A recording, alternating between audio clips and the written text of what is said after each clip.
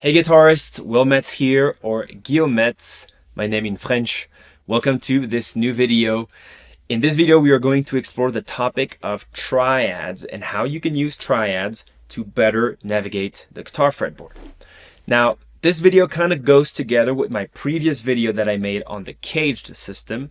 So if you don't understand the caged system, you don't know what it is, then please make sure you check out that video before you watch this one, because I will assume that you understand the notions that we talked about in the previous video. Now, if you understand what the caged system is, you will know that when you learn the caged system on the guitar, so the 5 shapes of the caged system, major and minor, you are actually already learning triads, right? All these shapes, whether they're open or moved up in their bar shape, all these shapes are combinations of roots, thirds, major or minor, and perfect fifth. The thing with these caged shapes is that when you play them, you are repeating a lot of those chord tones. So you're not, strictly speaking, playing a triad with 3 notes, really, to be exact. You're playing 5, 6 notes and repeating a few of these chord tones. Again, when I play an E shape like this, for example,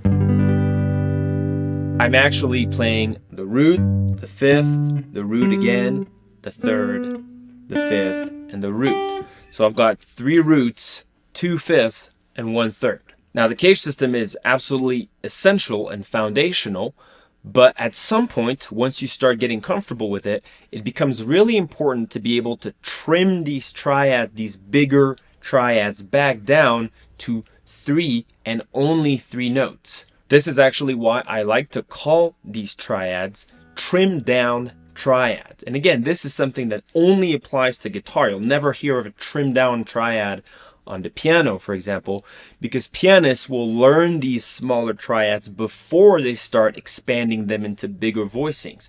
But on the guitar, again, everything's kind of upside down.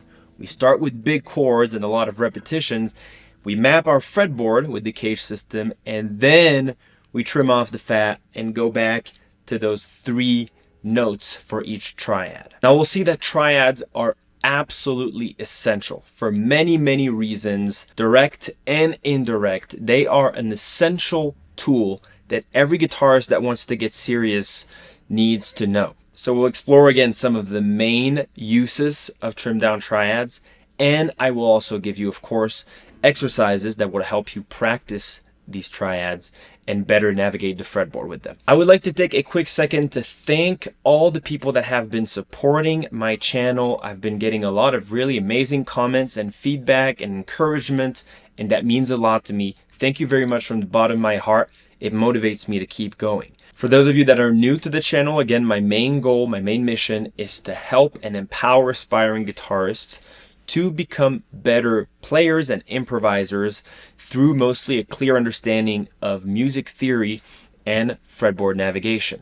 Also understand that these videos do take a lot of work, and I make them available over here for free in their full format. So if you want to support my channel, the best way to do it is to simply subscribe, click the bell icon, give me a thumbs up or a like if you like what you see, and share around if you think this content might benefit other people. Finally, like in most of my videos, there will be some PDFs and documents associated with the content over here, and they are also free. All you have to do is click the link in the description. It'll take you to a quick page. You put in your email and your name, and I email those documents directly to your inbox after that. And if you want to unsubscribe after, you're totally free to do this, but just so you know, I will not send spam. I only try to send valuable content that I think might interest you as a guitarist or a student of guitar. All right, let's start with a little bit of theory, and I already talked a little bit about this in the caged video, but what is a triad? Again, a triad is a chord of 3 notes, and of course, these 3 notes can be repeated, doesn't count as extra notes, which is why technically these bigger chords here are triads, right? So triads, 3 different notes, and the lowest note is called the root. Now there are many, many, many triads, but there are basically 6 very, very common triads, or to be more precise, there's 6 common triads and 2 very, very common triads. The 2 very, very common ones are the major and minor. Major is a root, a major third, and a perfect fifth. And minor, a root, a minor third, and a perfect fifth.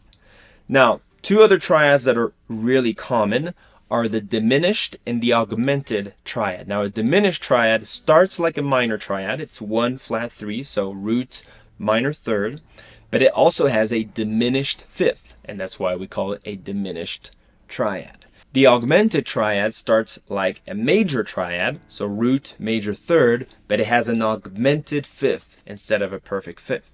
So let's listen to these 4 triads. We've got major, minor, diminished, and augmented.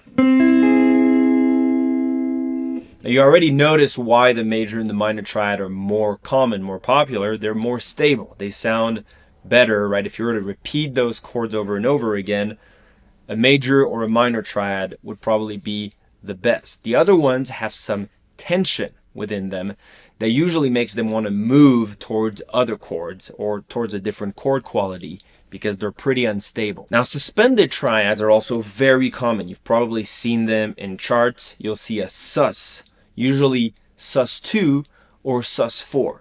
Now, a sus2 triad has a root, a major second, and a perfect fifth. So there is no third in a suspended triad.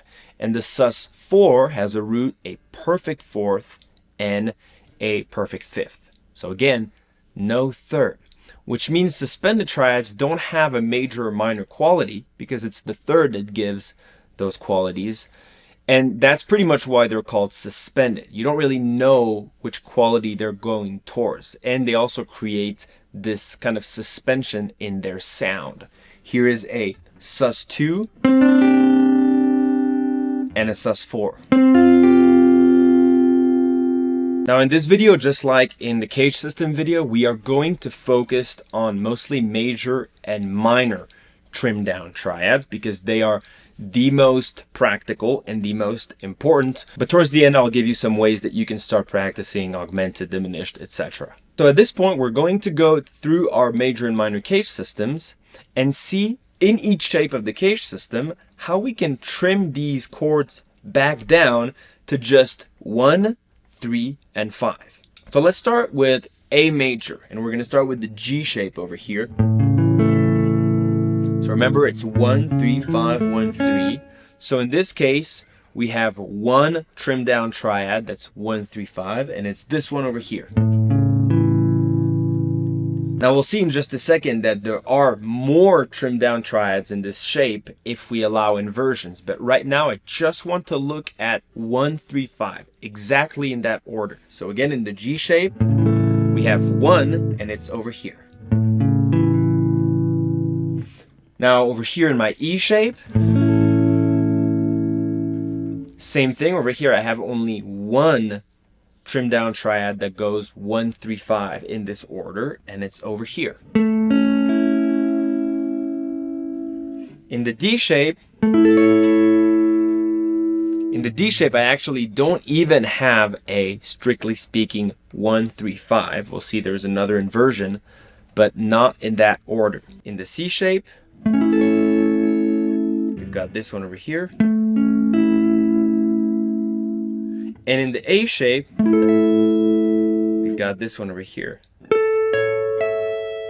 We could have played down there as well. All right, 1, 3, 5. Now I just mentioned the word inversion, okay? And we have to talk a little bit about this notion because at this point, it's really important. What is the inversion of a chord? There's really two main ways to think about inversions. The definition of an inversion is very simple.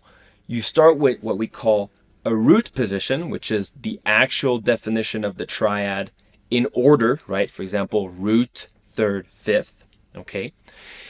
And then if you want to invert this triad, you're going to take the root and put it on top of the triad.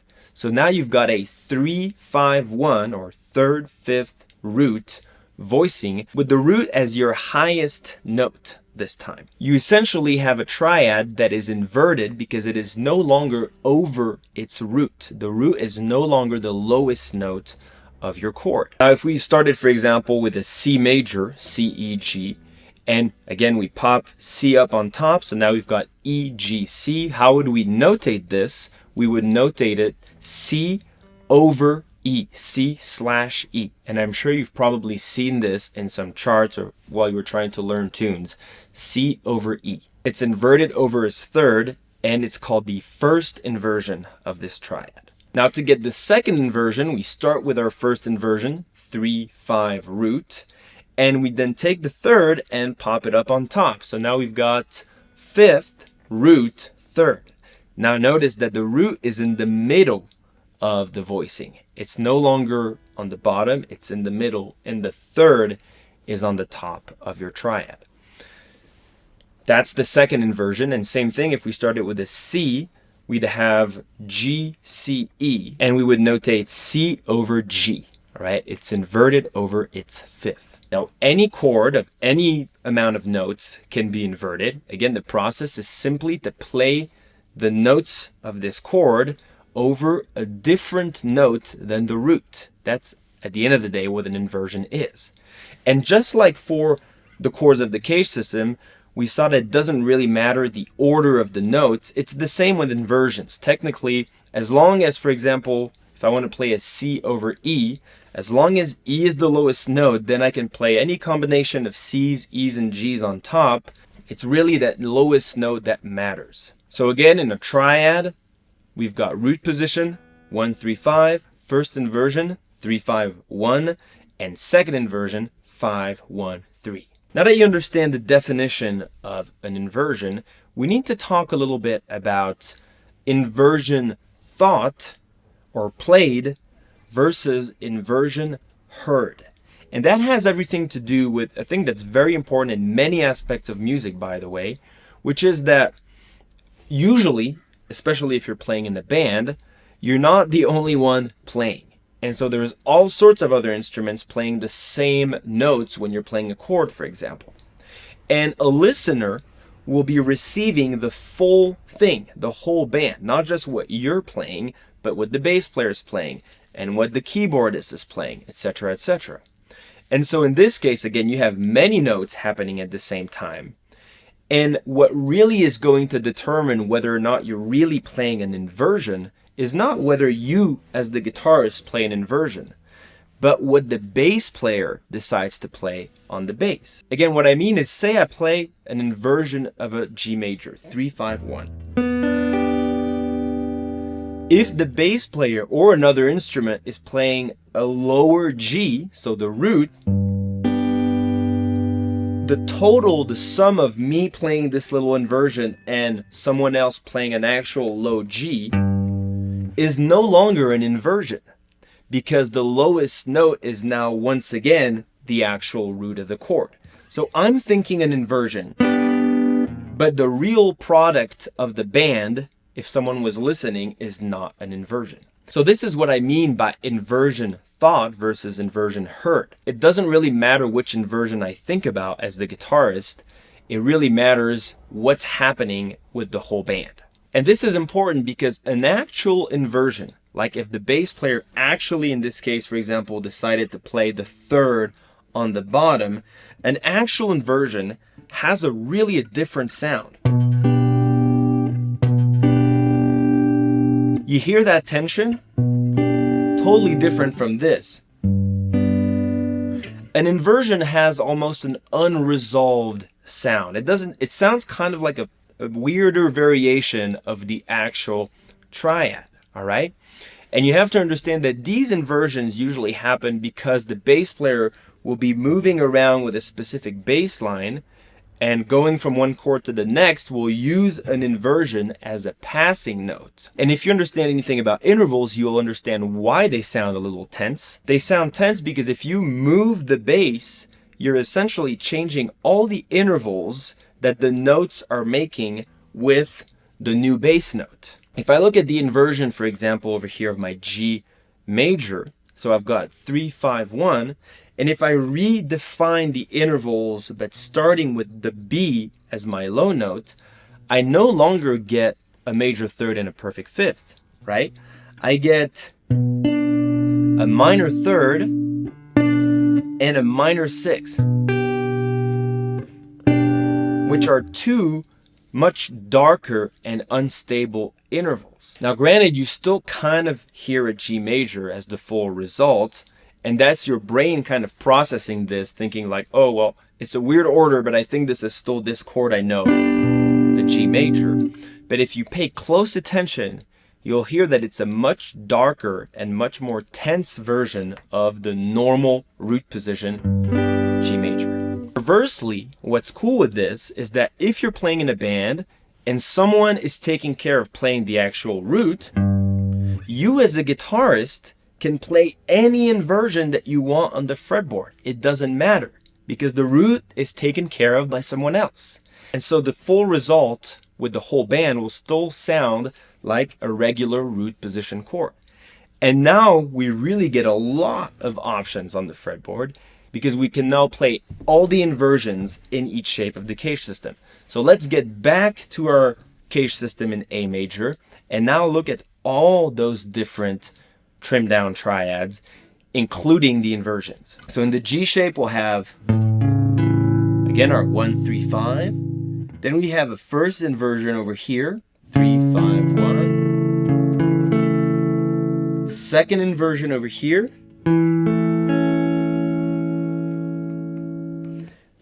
And that's technically it. I also like to include this one, which is not technically a full triad. It goes 1, 3, 1. So again, not technically a triad, but I like to include it. I play it all the time. So again, 1, 3, 5, 3, 5, 1, 5, 1, 3, and 1, 3, 1.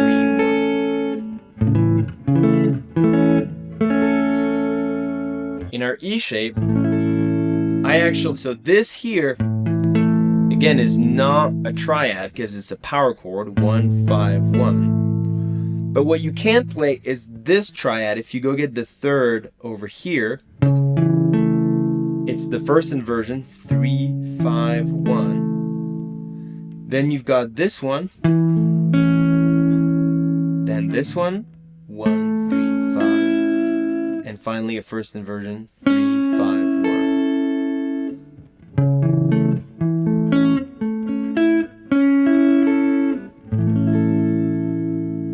When we go up to our D shape, we really only have one there, and it's this little shape over here. For all those of you that thought, oh, the D shape's horrible, I hate playing it, here is the actual way that you tend to play a D shape, right?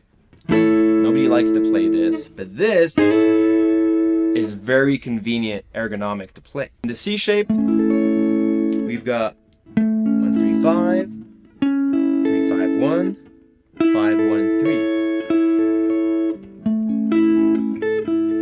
Again, you find that connecting point here where this little triad is common to the D shape and to the C shape. And we already saw that in the video on the cage system. Here is the last one, the A shape. So in the A shape, it's kind of like in the E shape, you can get this here, it's just a power chord. But this over here, if you go get the third there, is an actual 3, 5, 1 first inversion. Then you get this one, 5, 1, 3, and the root position here. And notice again that this little triad and this one over here are also part of the G shape. So again, I'll go through all these triads starting over here with the G shape.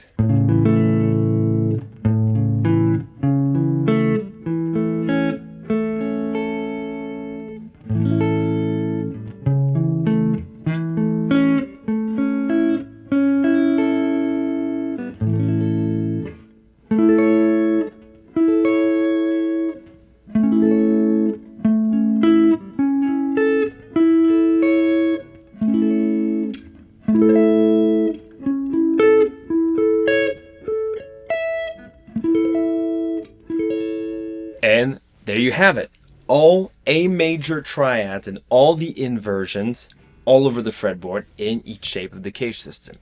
Think of how many options that gives you to play just an A major when you know, you're playing with a band that has a bass player again, and that's taking care of the root. You can play any of these options and it'll work.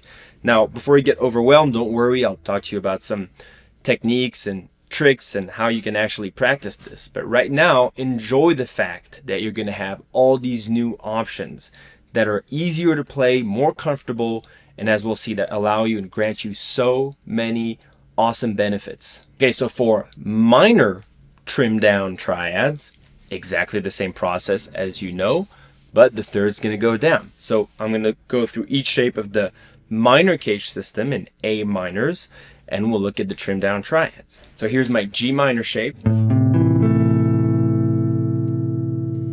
So again, here I have 1, 3, 5, 3, 5, 1, and 5, 1, 3.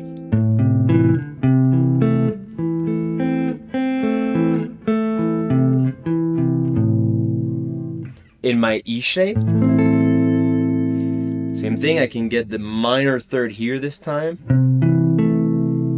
and that's 3 or flat 3, right? In each of these minor triads, when I say 3, it's actually a minor third since they're minor triads. So 3, 5, 1, 5, 1, 3, 1, 3, 5, 3, 5, 1. In the D shape, we've got this one. And it's a second inversion, 5, 1, 3. In the C shape, 1, 3, 5, 3, 5, 1, 5, 1, 3. And then finally in the A shape.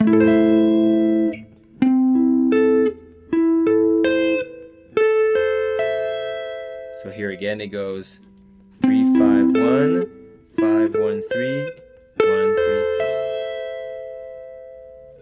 There we go. So these were all the minor trim down triads in the minor cage system. Now, as you can see over here, you really have to know your cage system if you want to master these trim down triads, because what it means is that you have to kind of see the shapes and all the chord tones before you even start playing. And you have to be able to imagine little chunks of these full shapes. For example, again, in my E shape, if I want to play just this part, that means knowing that these 3 notes are available right there and being able to abstract them and imagine them from my fuller shape. Okay? Now there's other ways, as we'll see, but when you're starting with the cage system, that's what you're going to have to start doing. So really knowing the cage system well is going to be absolutely essential. And then you start trying to imagine those shapes and see them on the fretboard before you put your hands on the fretboard. Okay, so now let's talk about how to practice these trim down triads. But before that, remember, if you want to support this channel, please subscribe, click the bell icon, give me a thumbs up. That really helps with those full videos that I make available for free, encourages me to keep going. Thank you very much. And also make sure you get the documents by clicking the link below, the free PDFs. It'll help you work on all these things. Okay, so everyone that watches my videos knows that I'm a big fan of drone notes. So that means if we're working, for example, on A major or minor triads, I like to put the root A in the background as a drone note. It kind of anchors your ear and allows you to, first of all, avoid mistakes, but it's really a good kind of reference to have. The drone note is the equivalent for ear training to the metronome. And in fact, in this exercise, you should probably also use a metronome, but I'll show you just with the drone note. Now, the first thing you're going to want to do is practice vertically, meaning in each shape, all the little inversions and all the trim down triads that you have access to. So let's put on a drone note, and here we go. I'll start with the G shape, play the chord, and then play the little triad.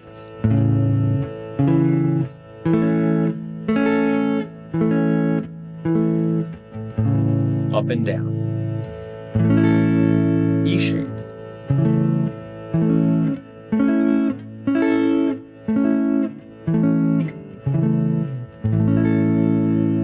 D shape. C shape.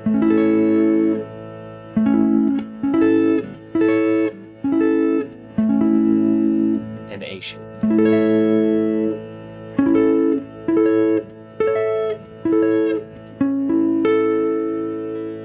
would do the same thing with the minor trimmed down triads in the minor cage system.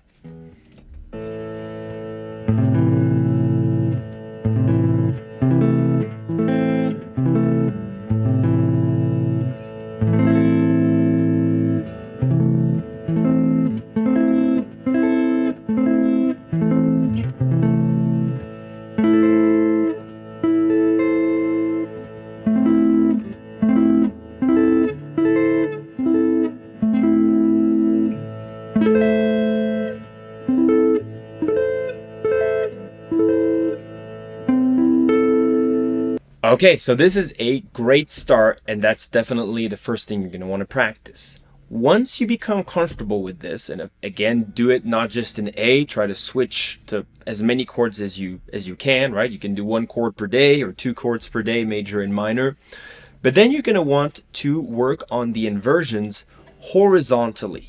Now that's a little trickier. What do I mean by horizontally? It means, for example, that if I start here, say in my root position right there,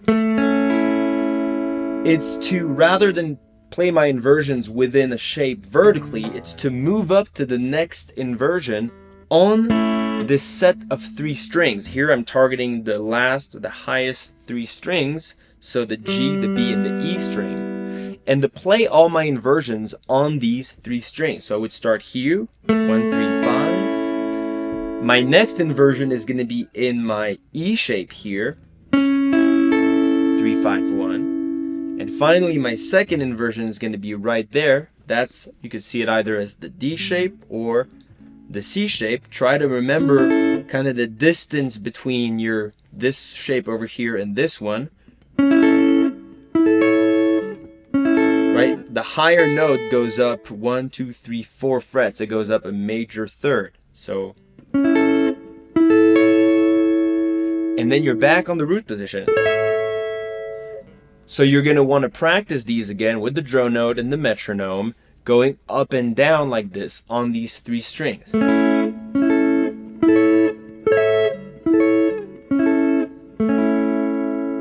Now what you should do is do this on all sets of 3 strings, but more importantly, I would say the 3 higher strings, G, B, E, and then 1 set of 3 strings below, so D, G, and B. Those are usually the ones that you're going to end up using the most with those trimmed down triads, especially when you're moving horizontally. So I would start there, but of course you're going to want to practice the whole thing at some point. I'll demonstrate again with the A major triads on strings D, G, and B. So we would have, over here would start with our second inversion over here. Then we have the first root position, over here. And then this one right there. So again, this is part of my A shape, right? This is part of my E shape. And this here is part of my C shape.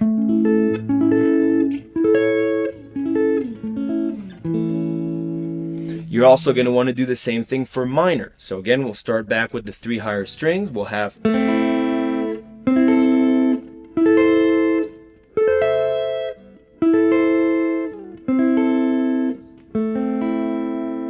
on 1 set of strings lower, we'd have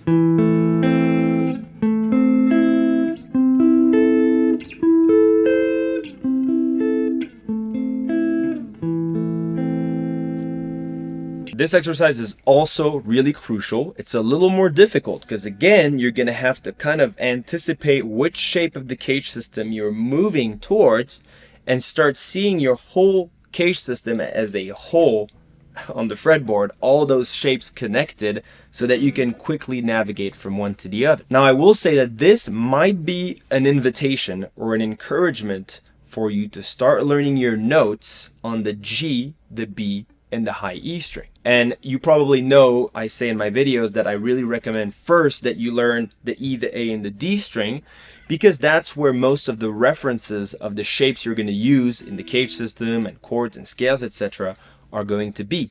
And you can go a long way as a guitarist just with these 3 strings. And I actually did.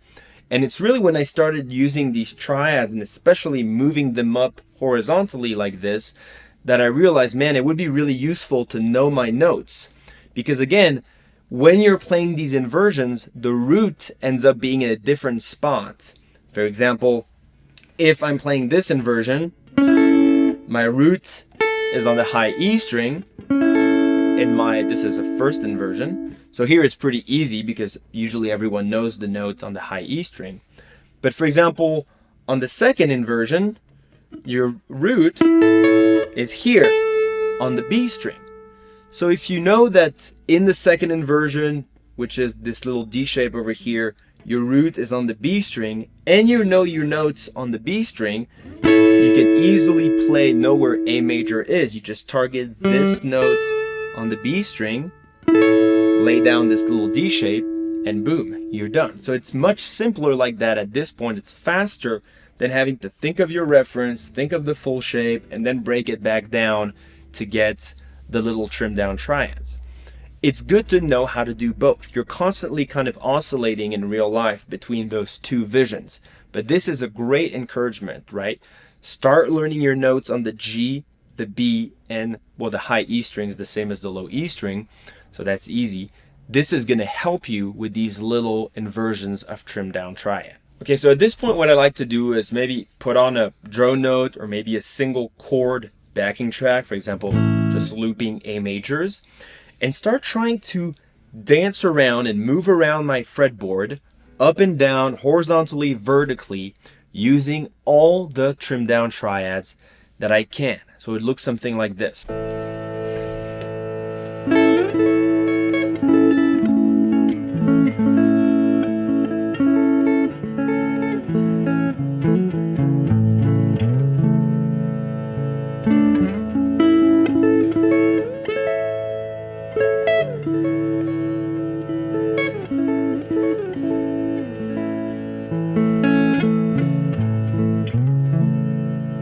I don't really have a framework here or a system. I'm just trying to move around and navigate as freely as possible using those trimmed down triads on my fretboard. At the beginning, you'll get lost, and that's okay. That's part of it. You want to get lost, right? So that you practice finding your way back. When you're lost, just take a step back and think, where am I? What's my shape? Try to find your way back and then keep going. Now, once I'm done with this, I like to start in each shape of the cage system, mixing the trimmed down triads and the pentatonic scale.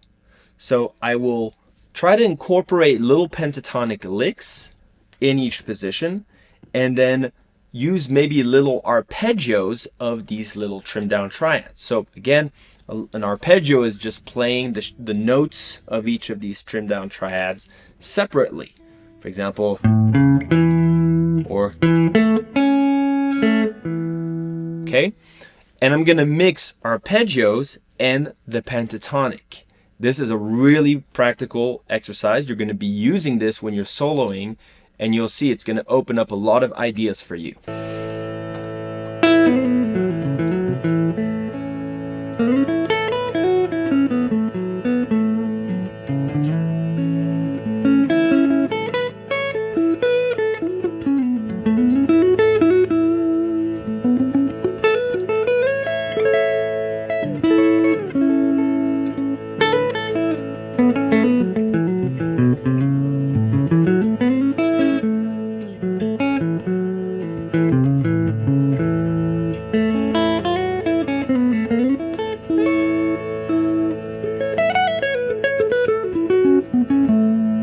Again, no proper framework over here. I'd probably put a metronome in if I was actually practicing, but I don't have like a real system. I'm just trying to move around my shapes and mix the pentatonic shape in each position of the cage system to the trimmed down triads. By the way, if you haven't seen my video on pentonics in the cage system and how to really practice and master the pentonics, you've got the link right there. I recommend you go check it out. Okay, so that's pretty much it for trimmed down triads. See, it's not that big a step when you understand the cage system. Of course, it takes practice, but it's not that different, right? It's still part of the same framework and the same basic theory than the cage system.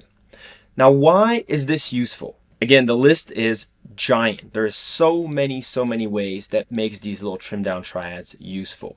And it's really an indication that you're dealing with a pro, I would say. You don't have to be a professional musician, but you will sound like a pro if you know how to really use and apply those little trimmed down triads.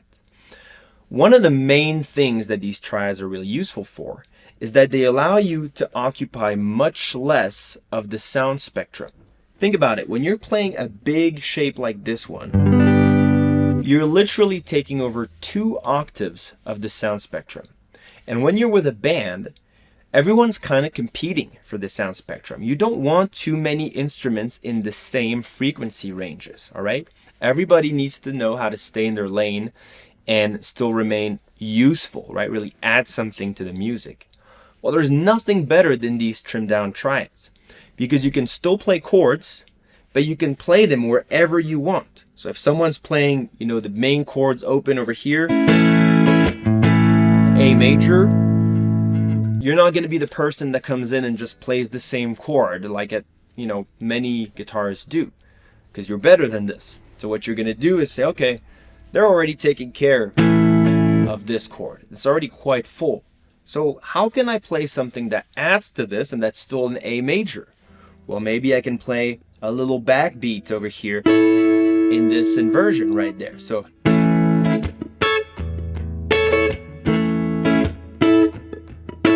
or a little arpeggio, right? Someone's playing the rhythm and you're going.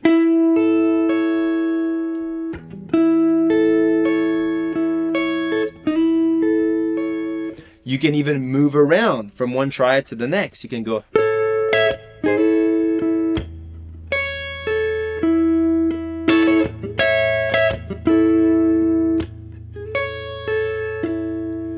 Showing that you have that awareness when you're playing in a band or at a jam session is, again, you will be really appreciated for that. Now, stylistically speaking, there's also styles that really almost exclusively use these little triads. If you look at funk, for example, you'll rarely hear a funk musician go, right? It happens, but a lot of the time, at least one of the guitarists will be playing more of the little triad variations. And dancing around these triads even. Another really cool reason is notice that when I'm playing something like this, I've got 2 fingers available over here, where right there, all my fingers are taken. I can't really move. So what this allows you to do is actually grab some extensions, add extensions to this triad, or even play little bits of melody along with the triad, something like this.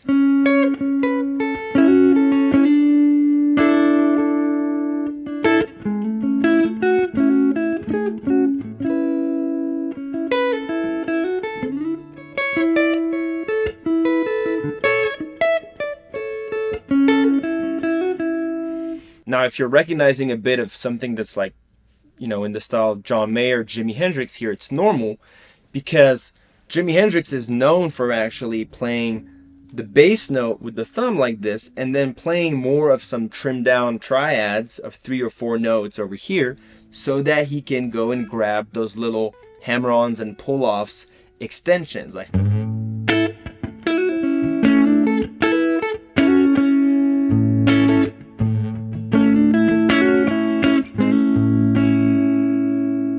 That's what some people call the Hendrix chords. Now we already saw you can also use these arpeggios within a pentatonic framework. So for example, if you're playing over a chord progression, say it's A, D, E, you can try to follow along the chord progression, mostly use the pentatonic, but occasionally play a little arpeggio of one of these trimmed down triads, and not just necessarily A, right? Even though you're in A major, when the chord progression moves to the D, for example, you can try to get that D arpeggio over here of this trimmed down triad of the A shape. So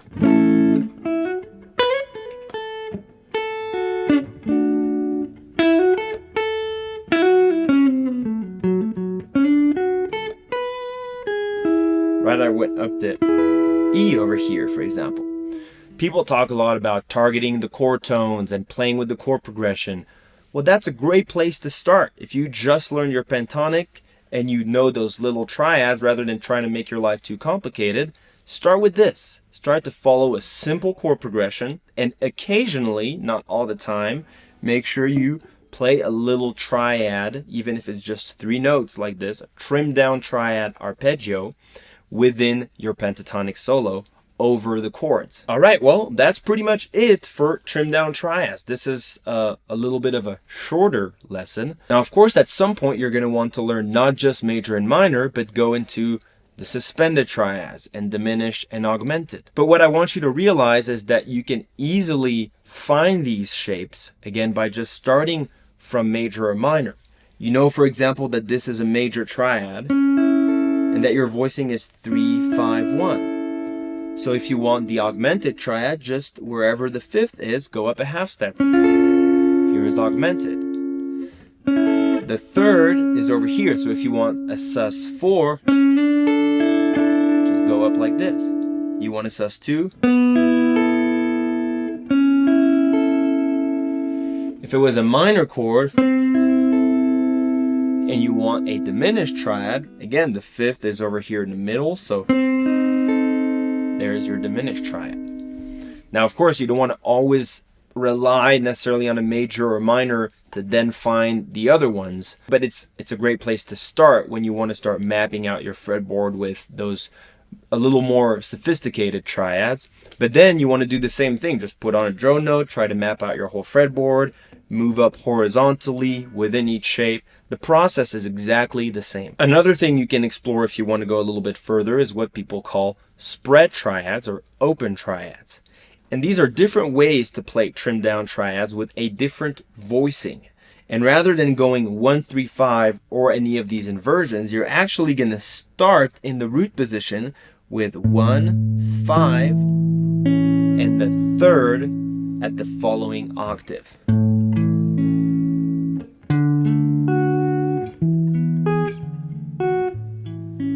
Of course, these triads also can be inverted. You'll have 1-5-3, then you'll have 3-1-5, and then finally 5-3-1.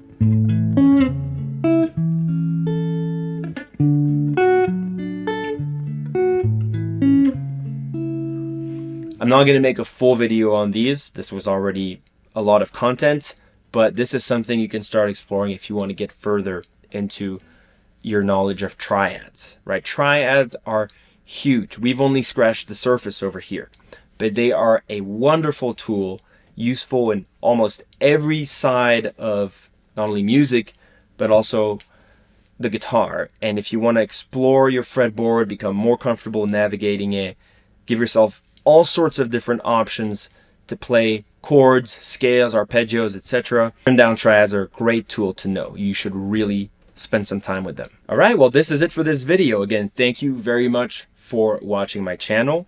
Thank you for everyone supporting me. If you enjoyed this content and you want to see more of it, please subscribe, give me a thumbs up, hit the little bell icon. It really, really helps me a lot. Also, remember that the documents associated with this video can be accessed by just clicking the link in the description, and it'll send you to a quick form. Put in your email, your name, and I email them to you directly. No questions asked. And if you want to unsubscribe, you can after that. No worries. Finally, I just want to let you know that I still do offer full stack guitar and theory mentorship. All right, the mentorship program is a 12 to 16 week entirely goal-based program. We set goals and then I become your personal mentor for that time. You can reach me at any time. You get unlimited support from me, unlimited video feedback and exchanges so that I make sure that everything's fine. You're playing everything perfectly. You can always access my knowledge and always ask me questions. It really is full of value. You also get access to a Facebook group, like a private Facebook group with all my students where I'll come live once to twice a week, tackle different subjects on top of everything else, which is the private mentorships, the private lessons, and all that. It's really something that has helped many, many, many guitarists at this point. And feel free to check out my website in the link below if you want to see some testimonials or what people think about the program, but I've spent a lot of time crafting it in a way that really ensures that people get all the value they need from this, and finally stop being stuck in the rut, stop watching all sorts of different videos, and can have some real help from a actual guitarist, but also a mentor and a teacher. If you're interested and you see the link down there that says free strategy call, then that means I still have some openings. So click on the link and you can book a quick call. It asks you a few questions, totally free, and you'll get to meet me in person and talk about how we can get you to reach your goals on the guitar. If you don't see the link, that means my program is full, and that I'm booked out just too far out and I don't have any spots available. So check it out, and I hope to see you on one of these calls. Otherwise, thank you very much for supporting me watching these videos, and I'll see you in the next one. Thank you.